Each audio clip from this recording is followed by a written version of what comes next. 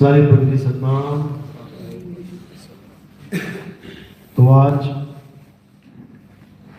परमात्मा की अपार कृपा से, बंदी छोड़ की दया से महेंद्रगढ़ में यह सत्संग आयोजित किया गया है। बहुत बड़े भाग होते हैं उन जीवों के जो अपने पूरे जीवन काल में एक बार भी इस मूल ज्ञान को सुन पाते हैं, और उससे भी बड़े भाग होते हैं उन जीवों के जो इस मूल ज्ञान को थोड़ा सा भी समझ पाते हैं। क्योंकि सुनना आसान है, घंटा 2 घंटा बैठ के सुन के चले गए, लेकिन क्या बताया गया इस 1 घंटे में, क्या समझाया गया, क्या बात चल रही थी, ये समझना बहुत मुश्किल है। ये केवल उसकी समझ में आता है जिस पर परमात्मा की कृपा हो गई हो, जिस पर मालिक की दया हो गई, जिस पर बंदी छोड़ की मेहर हो गई हो, केवल उसी को समझ में आता है। नहीं तो सारा जीवन भी सत्संग सुनते रह जाओगे, समझ में ही नहीं आएगा बताया क्या जा रहा है। इसीलिए कबीर साहब ने कहा, लाखन में कोई समझ न पाई है और कोटि मध्य जानेंगे, कहे कबीर सुनो भाई साधो, हमें बिरले हंस पहचानेंगे। कहते हैं 1 लाख आदमियों को अगर सत्संग सुना दिया जाए, उनको पता नहीं लगेगा बात जा कहां रही है। 1 करोड़ आदमियों को सत्संग सुनाया जाए तो कहते हैं उसमें से कोई बिरले 20, 25, 50, 100 बंदे जागेंगे। ये ऐसा सत्संग है। तो आज अरदास करेंगे मालिक से कि जिसको भी ये सत्संग प्राप्त हो रहा है, स्पीकर के द्वारा, यूट्यूब के द्वारा, लाइव के द्वारा, उस पर परमात्मा की कृपा हो और वो इस सत्संग को अच्छे से समझ पाए। ये अरदास करेंगे मालिक से, और इसी अरदास के साथ सत्संग शुरू करेंगे। सत्संग शुरू करने से पहले परमात्मा के नाम पे जयकारा लगाएंगे और फिर सत्संग शुरू करेंगे।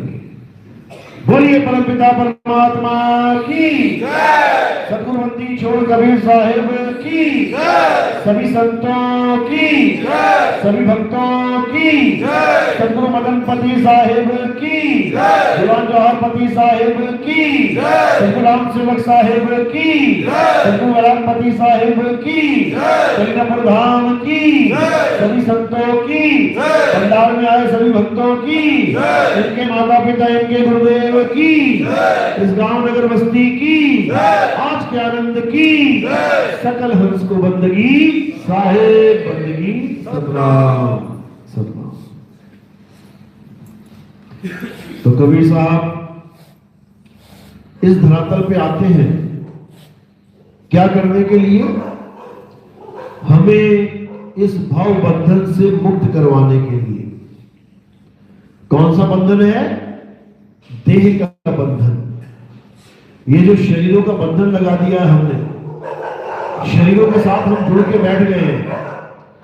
इस जड़ और चेतन के बंधन को, जड़ और चेतन की ग्रंथि को खोलने के लिए, कैसे खुलेगी समझाने के लिए कबीर साहब इस मृत्यु लोक में आते हैं।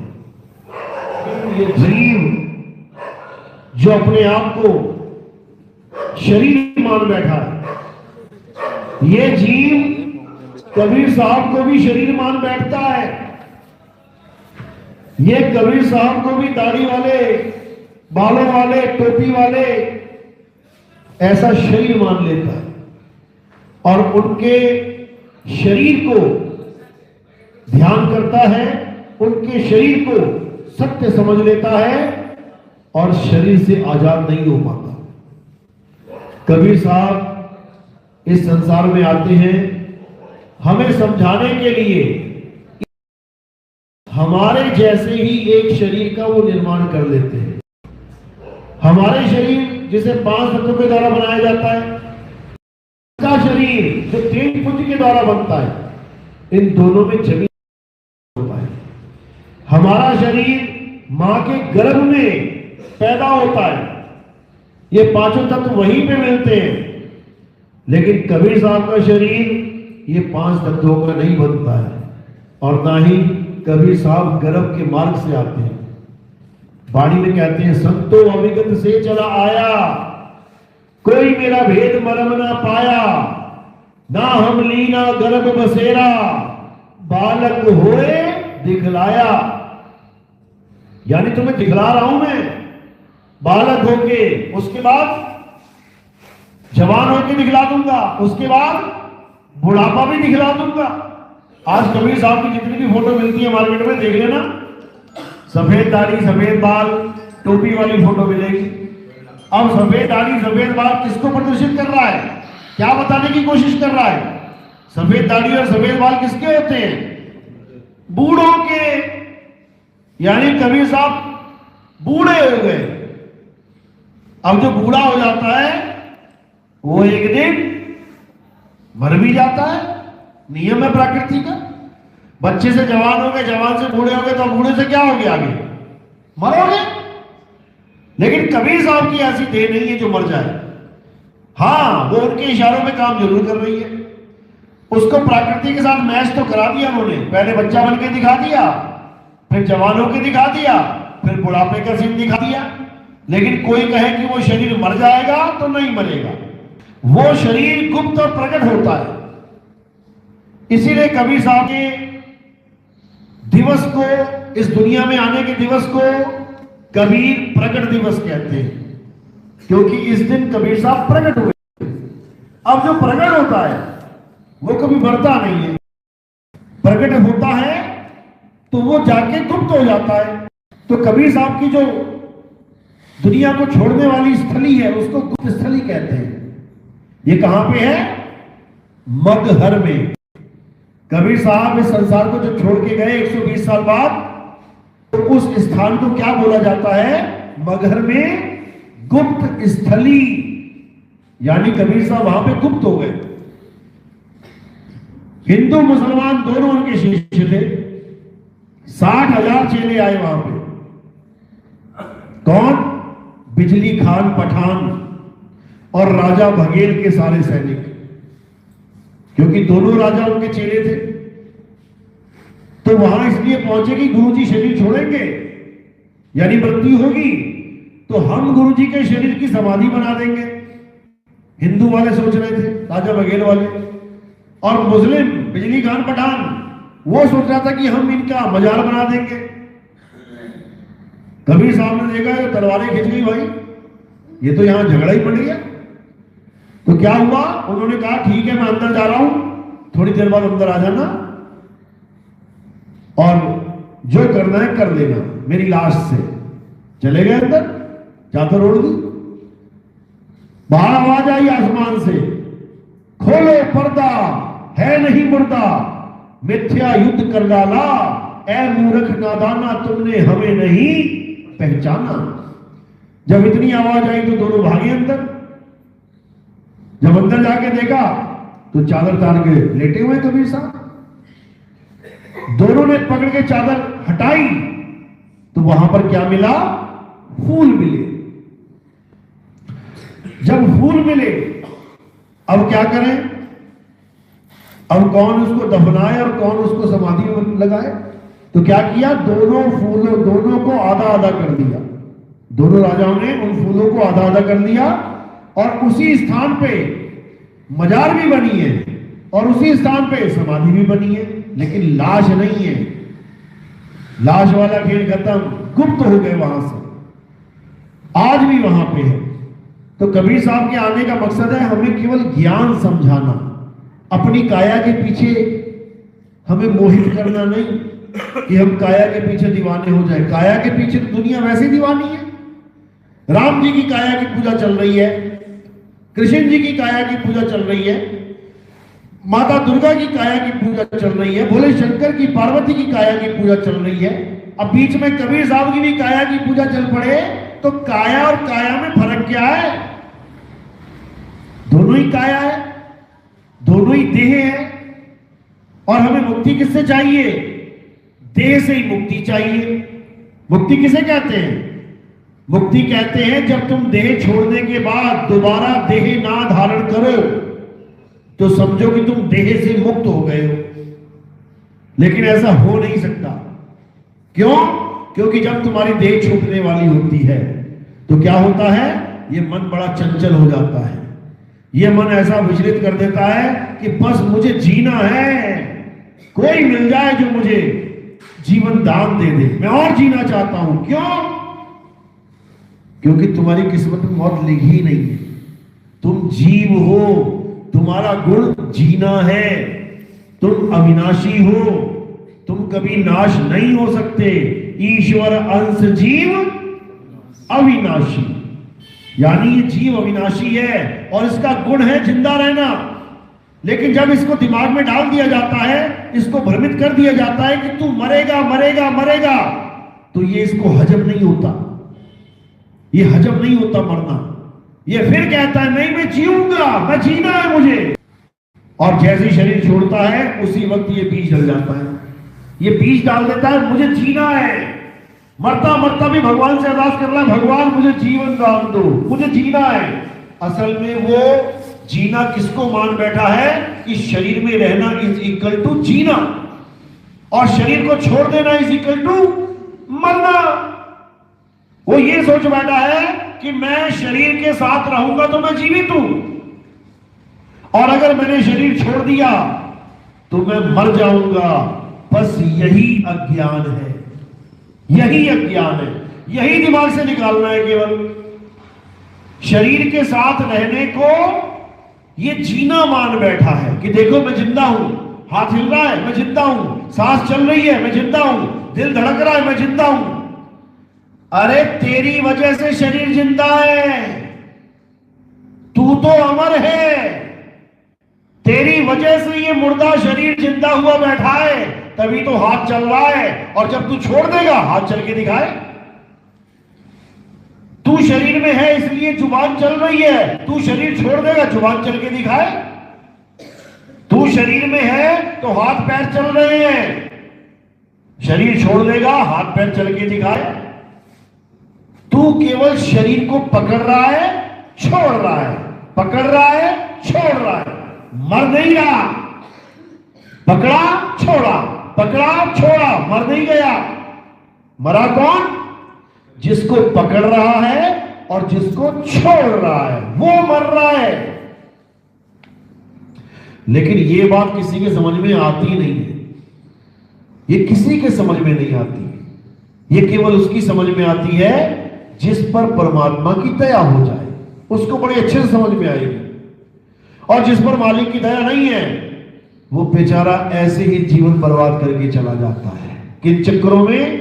मंत्र जंतर तंत्र, पूजा पाठ, हवन, यज्ञ, नमाजे, कुराने, जो उसको मिल रहा है, अरदासें, प्रेयर कर रहा है, मंदिर मस्जिद गुरुद्वारे चर्च जा रहा है, सब कुछ करता जा रहा है, सब कुछ करता जा रहा है, लेकिन अपने आत्म स्वरूप को नहीं जान पा रहा है, अपने आप को नहीं जान पा रहा है, अपने आप को नहीं समझ पा रहा है कि मैं अमर हूं।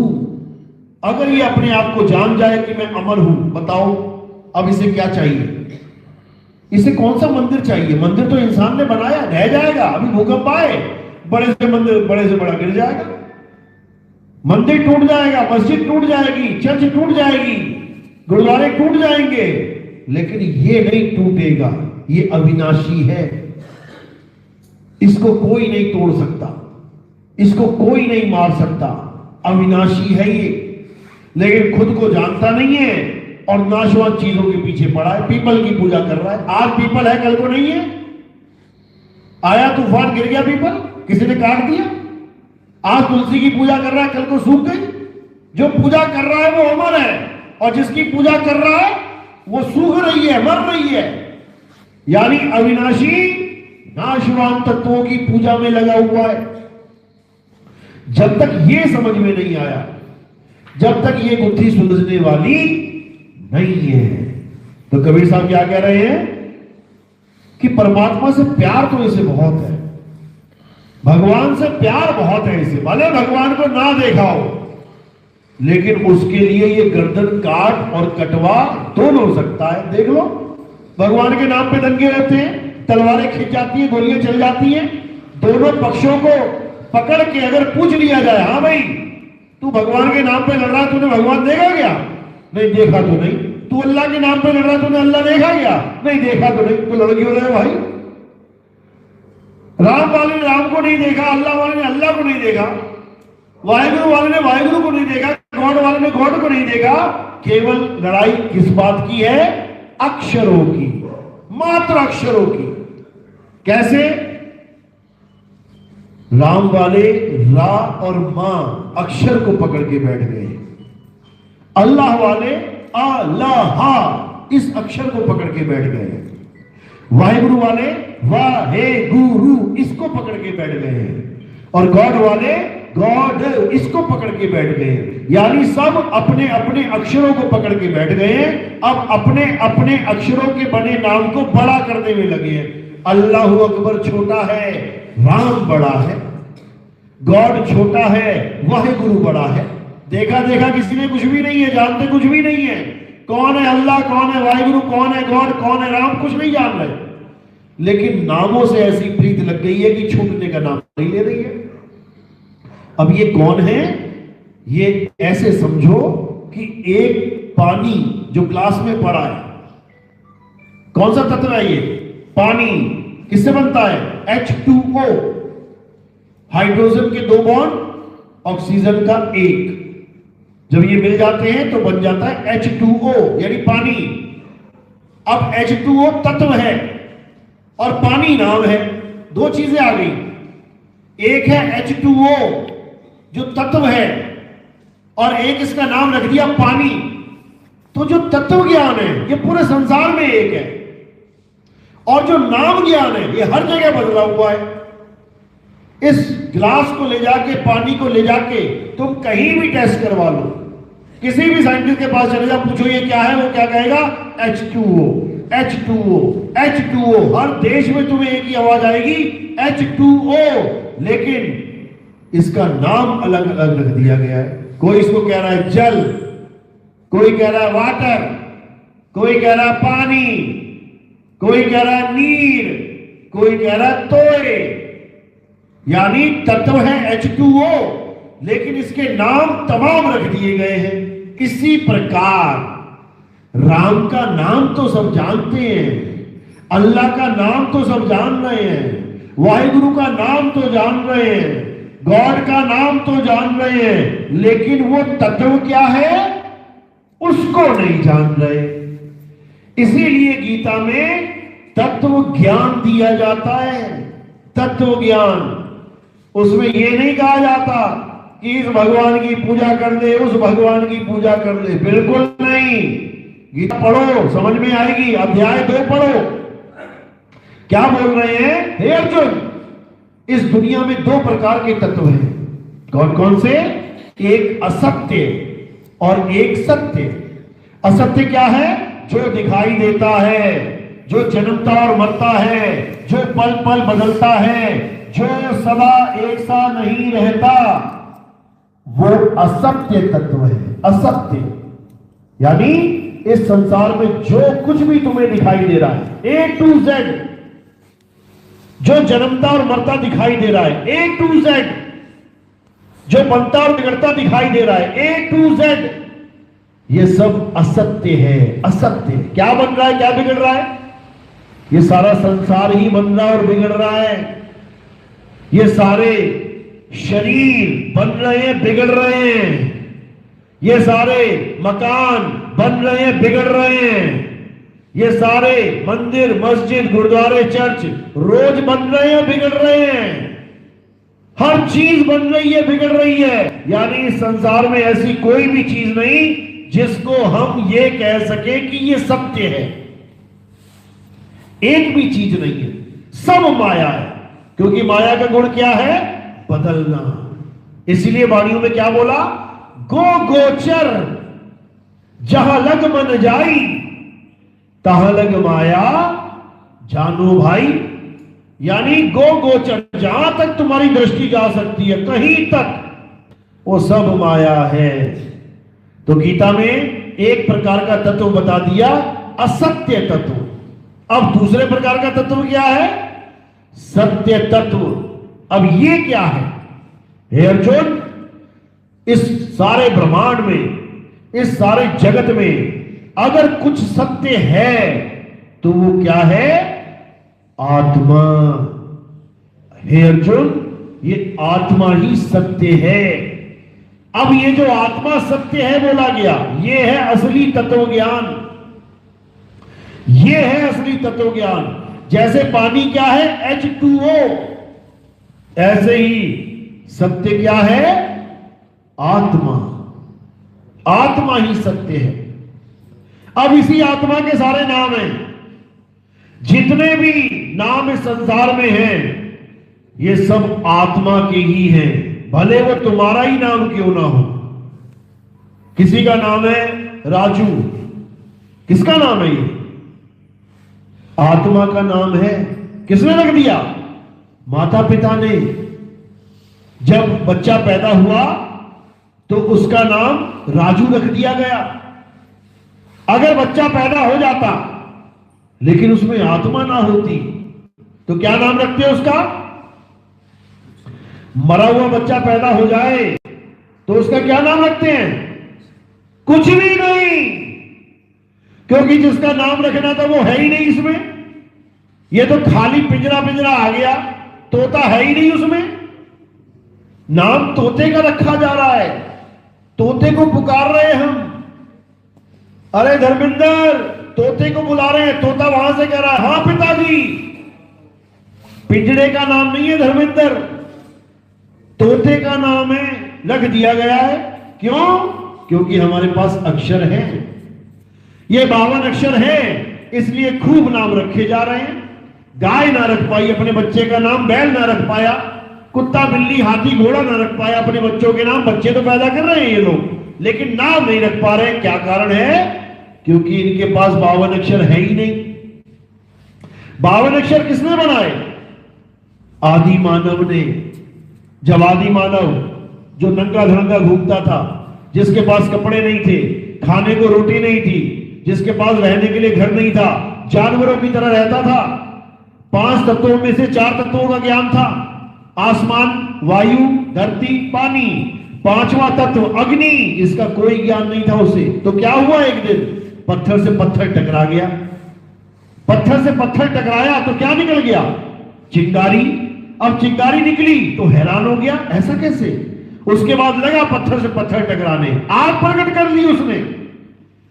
आग प्रकट करने के बाद भी उसको ये नाम नहीं आया कि मैं इसको बोलूं क्या। आग प्रकट कर दी, तत्व प्रकट हो गया, लेकिन उसका नाम नहीं रख पाया वो। क्यों? क्योंकि उसके पास अक्षर ही नहीं थे।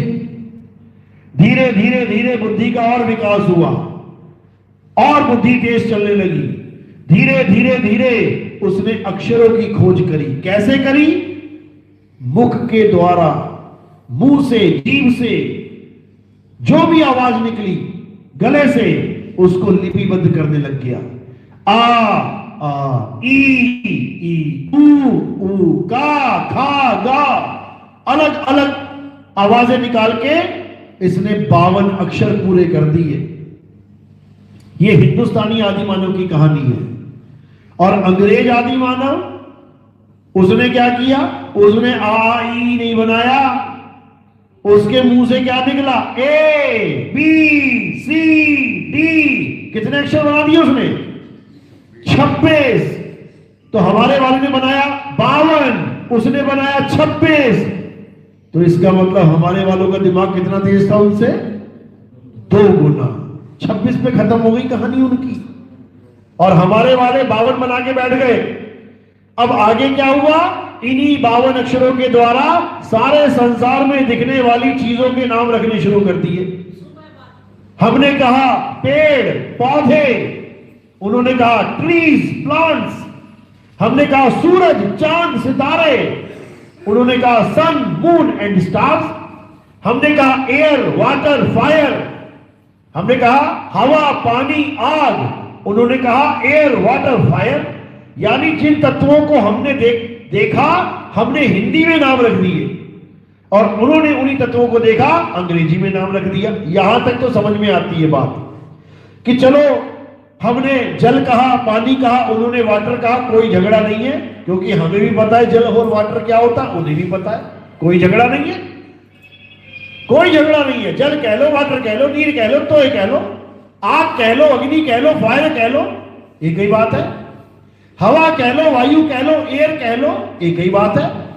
कोई झगड़ा नहीं। क्यों? क्योंकि हमें तत्व ज्ञान है। हमें पता है कि वाटर क्या है, जल क्या है, नीर क्या है, तोय क्या है। तत्व ज्ञान है तो नामों के साथ कोई झगड़ा नहीं हो सकता। लेकिन तत्व ज्ञान नहीं है, फिर नामों के साथ बहुत तगड़ा झगड़ा हो जाता है। यहां तक तो ठीक था, रख दिए सारे नाम, लेकिन उसके बाद क्या हुआ? भगवान के नाम रखने शुरू हो गए। अरब वालों ने लिख दिया अल्लाह, अंग्रेजों ने लिख दिया गॉड, सिखों में आ गए वाहेगुरु, हिंदुओं में आ गया परमात्मा। सबने उन नामों को लिख दिया जो सब अलग अलग तो थे, लेकिन उसका तत्व क्या था ये नहीं जान पाए। हम ये जान ही नहीं पाए कि वो तत्व क्या था जिसका नाम परमात्मा है, वो तत्व क्या है जिसका नाम अल्लाह है, वो तत्व क्या है जिसका नाम गॉड है, वो तत्व क्या है जिसका नाम राम है। हमें तत्व ज्ञान नहीं हो पाया। अब तत्व ज्ञान नहीं है तो लड़ो, फिर लड़ो। राम बड़ा की, अल्लाह बड़ा की, वाटर बड़ा की, पानी बड़ा, लड़ो। तो इसलिए क्या करना है? नामों को थोड़ी देर किनारे कर देते हैं। जल कह ले, वाटर कह ले, नीर कह ले, तोय कह ले, कोई बात नहीं, कुछ भी कह ले, पहले बता वो है क्या। अपना अपना जल, वाटर, नीर, तोय मेज पे रख दो पहले।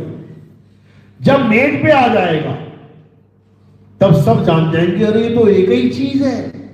इसको मैं वाटर कह रहा था, ये जल कह रहा था, ये पानी कह रहा था, ये नीर, ये तोय कह रहा था। लड़ाई खत्म, झगड़ा खत्म। कब खत्म हुआ? तत्व ज्ञान। नाम ज्ञान पे झगड़ा खत्म नहीं होगा, नाम पे तो बवाल हो जाएगा। तो ये भगवान के नाम पे जो झगड़ा हो रहा है, ये क्यों हो रहा है? क्योंकि नाम तो सबने पकड़ लिया, लेकिन तत्व का ज्ञान ही नहीं है। इसीलिए गीता में क्या बोला गया? हे अर्जुन, जो परम सत्य है यानी आत्मदेव, अगर तुम उसको जानना चाहते हो, अगर तुम सत्य को पहचानना चाहते हो तो कहां जाओ? अध्याय 4 34वां श्लोक। हे अर्जुन, तुम ऐसे तत्वदर्शी संत की शरण में जाओ। मंत्र जपने वालों के पास नहीं, तंत्र के करने वालों के पास नहीं, पूजा पाठ हवन यज्ञ करने वालों के पास नहीं। किसका नाम लिखा है वहां पे? तत्वदर्शी संत, जो तुम्हें यह बताएगा कि राम किस तत्व को कहते हैं, अल्लाह किस तत्व को कहते हैं, वाहेगुरु किस तत्व को कहते हैं, गॉड किस तत्व को कहते हैं। और वो तत्वदर्शी संत ही पूरे संसार के झगड़े को खत्म कर सकता है। क्यों? क्योंकि उसके पास तत्व ज्ञान है। वो कभी ये होने ही नहीं देगा कि लोग अल्लाह, वाहिगुरु, गॉड नाम से झगड़ा करें। वो तत्व ज्ञान दे देगा कि ये पानी का नाम ही वाटर है, वाटर का नाम ही जल है, जल का नाम ही नीर, और नीर का नाम ही तोय है। लेकिन इन नामों के जपने से कुछ नहीं मिलने वाला। तुम्हारे गिलास में H2O होना चाहिए। गिलास खाली है और नाम जप रहे हो तो कभी प्यास बुझने वाली नहीं है। यही कबीर साहब समझा रहे हैं कि 52 अक्षर जो तुमने बना लिए हैं, अब तुम इसके जाल में फंस गए हो। तो कह रहे हैं 52 के जंजाल में फंस गया ये संसार, सिमरन 52 का करे कैसे लागे पार। यानी याद तो करना था परमात्मा को, याद तो करना था तत्व को, लेकिन याद किसको करने लग गया? अक्षरों को। राम राम राम राम, अल्लाह अल्लाह अल्लाह, वाहिगुरु वाहिगुरु वाहिगुरु। क्या कर रहा है? अक्षरों को याद कर रहा है। और याद किसको करना है? तत्व को, तत्व को याद करना है। इसीलिए कबीर साहब ने कहा कि श्वासा की कर सिमरनी, कर अजपा का जाप, परम तत्व का ध्यान धर, सोहम आपे आप, क्या मतलब है इसका? लोगों ने इसको श्वासों का अजपा जाप बना दिया कि सांसों में सोहंग सोहंग ये जप लो, बर्बाद हो जाओगे। साहिब कह रहे श्वासा कीकर सिमरनी, यानी जो माला 108 तुम फेर रहे हो और उसको जल्दी जल्दी निपटा के फिर खूंटी पे टांग देते हो, ये काम मत करो भाई। ये माला छोड़, लकड़ी की माला छोड़ और किसको माला बना ले? सांसों को। कितनी माला चलती है सांसों की एक दिन में? 21,600। दिन में भी नहीं रुकेगी और सोते हुए भी नहीं रुकेगी। ऐसा सिमरण कर, यानी जागते और सोते दोनों समय मालिक की याद रहना चाहिए। तो कह रहे लकड़ी वाली छोड़, श्वासा की कर सिमरनी और कर अजपा का जाप। मंत्र का जाप नहीं बोला, किसका जाप? अजपा। अजपा का मतलब क्या होता है? जिसे जपा नहीं जा सकता। अब यहां पानी पड़ा है, इसको जपा जा सकता है या पिया जा सकता है? पिया जा सकता है, पानी को जपा नहीं जा सकता। पानी का नाम जपने में आ सकता है, पानी थोड़ी नहीं जपोगे तुम। पानी तो पीने की चीज है, जपने के तो नाम होते हैं। तो साहिब समझा रहे हैं कि श्वासा की कर सिमरनी कर अजपा का जाप, यानी जिसे जपा नहीं जा सकता उसका जाप कर। मंत्र मत पकड़ के बैठ गई हो, यानी उस विधि को जान ले जिससे अजपा का भी जाप हो सकता है। तो कह रहे हैं श्वासा की कर सिमरनी कर अजपा का जाप, परम तत्व का ध्यान धर। यह है असली चीज, यानी नाम मत जप, उस नाम की जो वस्तु है उसका ध्यान धर। अल्लाह नाम मत जप, अल्लाह जो है उस वस्तु का ध्यान धर। राम नाम मत जप, राम कहते किसे हैं उस वस्तु का ध्यान धर। वाहेगुरु नाम मत जप, वाहेगुरु कहते किसे हैं उस तत्व का ध्यान धर। तो कह रहे हैं परम तत्व का ध्यान धर, सोहम आपे आप। अब ये सोहम का क्या मतलब है?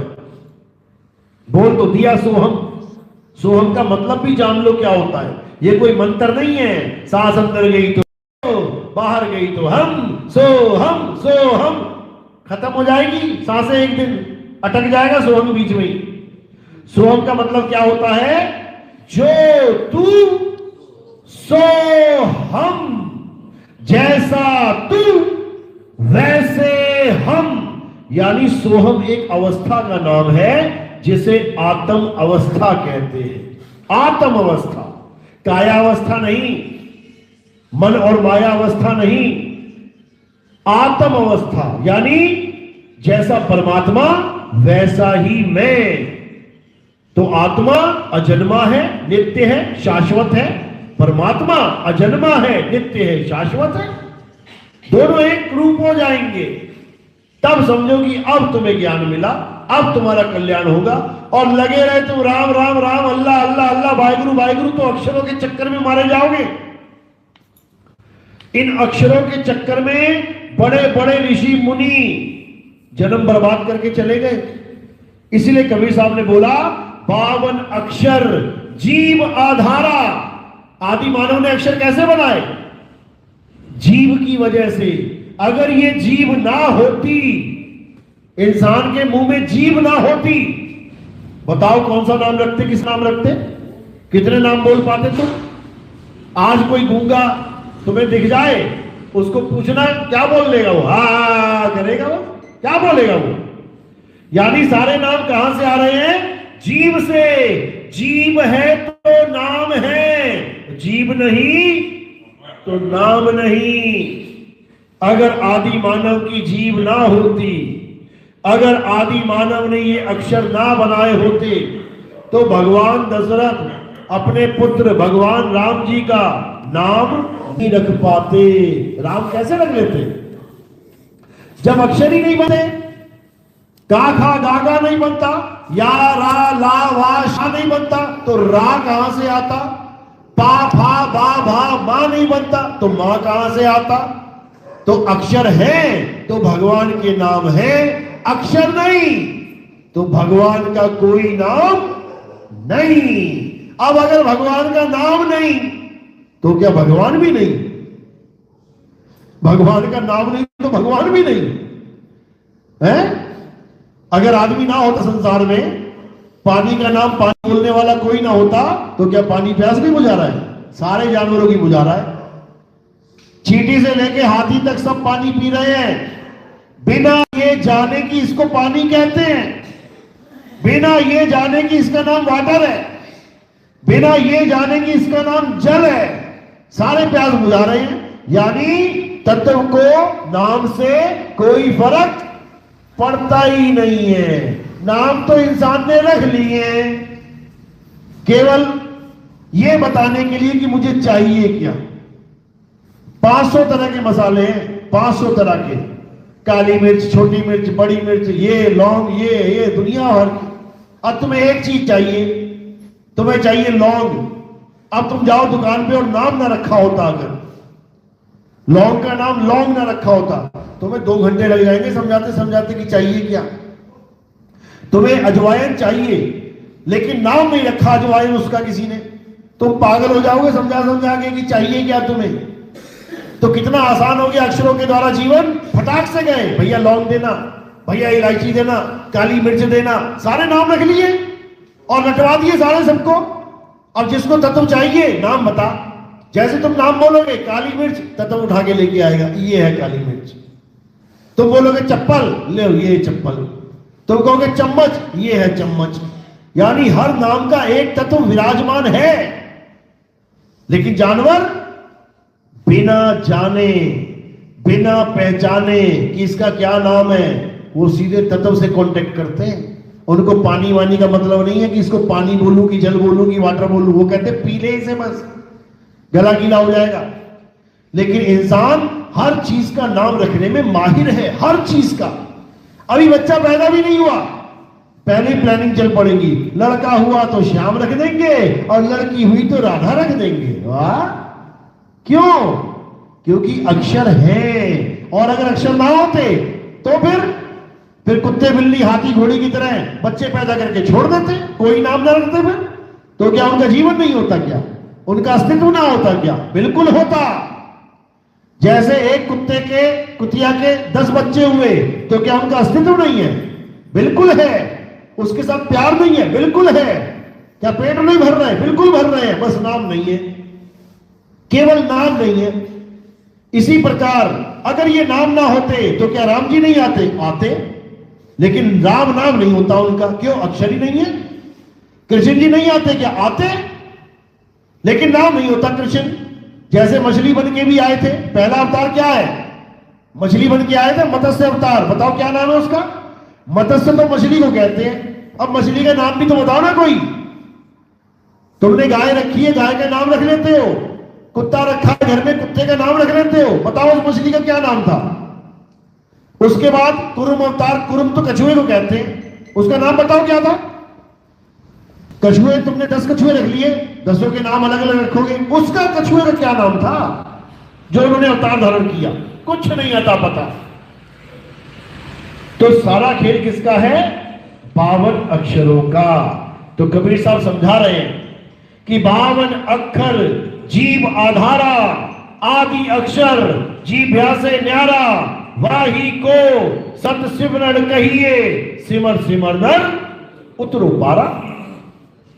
यानी पार उतरना है तो ये 52 अक्षर छोड़ दे, राम राम जपना छोड़ दे, अल्लाह अल्लाह जपना छोड़ दे, वाहिगुरु वाहिगुरु जपना छोड़ दे, गॉड गॉड जपना छोड़ दे। कबीर बनती है तो कबीर कबीर जपना छोड़ दे और क्या करे? अपनी आत्मा को जान ले। क्यों? हे अर्जुन, ये आत्मा ही परम तत्व परम सत्य है। जो अपनी आत्मा में रमण करते हैं, अध्याय 3 17वां श्लोक पढ़ लेना। क्या है? सबके पास मोबाइल है, टाइप करो अध्याय 3 17वां श्लोक। क्या कह रही है गीता? ये नहीं कह रही है गीता कि मंदिर जा, मस्जिद जा, गुरुद्वारे जा, नाम जप। गीता कह रही है, हे अर्जुन, जो अपनी आत्मा में रमण करते हैं, जो अपनी आत्मा में तृप्त हैं, जो अपनी आत्मा में संतुष्ट हैं, उनके लिए कोई धार्मिक कर्म कर्तव्य लागू ही नहीं होता। कोई कर्तव्य लागू नहीं है। लागू क्या होता है? कानून लागू होता है। हम जो भी पूजा पाठ करते हैं वो एक विधि विधान के द्वारा होता है। हवन यज्ञ भी करेंगे पूरे विधि विधान के द्वारा, आरती भी गाएंगे विधि विधान के द्वारा, किसी देवता की पूजा करेंगे विधि विधान के द्वारा। ये विधि विधान ही धार्मिक कर्म कर्तव्य है। लेकिन ये किस पे लागू होता है? जो आत्मा के ज्ञान को नहीं जानते, जो आत्मा को जानते तक नहीं है, वो सारी उम्र करें, करते रहे। लेकिन जब उनके जीवन में गुरु आ गया, जब उनके जीवन में आत्मज्ञानी आ गया, और जब वो आत्मा का पाठ पढ़ाना शुरू कर दे, और अगर तुम्हारे अंदर जिज्ञासा बन जाए कि मुझे भी आत्मा का ज्ञान चाहिए, उस जीव के ऊपर कोई धार्मिक कर्म कर्तव्य लागू ही नहीं होता। उसको आजाद कर दिया जाता है। जा, तू आत्मा को जान ले, छोड़ दे ये पूजा पाठ हवन यज्ञ, छोड़ इसको, ये बच्चों की पढ़ाई है। अब तू आगे की पढ़ाई पढ़, आत्मज्ञानी बन, जपी तपी सन्यासी नहीं बन चुका जो बनना था। खूब जप लिया नाम, अब नाम जप नहीं, अब